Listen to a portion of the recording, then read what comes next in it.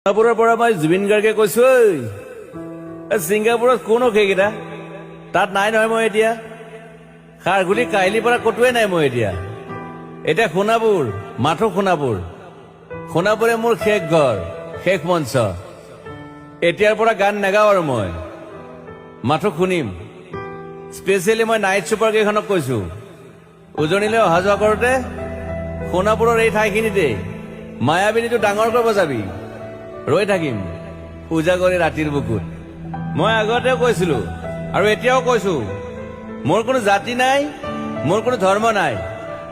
সৰু সজাত দেখুৱাই দিলো কোন হনে তাত ব্ৰাহ্মণ, কলিতা, আলী, ৰহমান, ডেকা, বড়ো, ৰাভা, পূজাৰী আৰু এইটো কি কয় নমাজ পঢ়াই যে মৌলবীও আহিছে সৰু সজালৈ।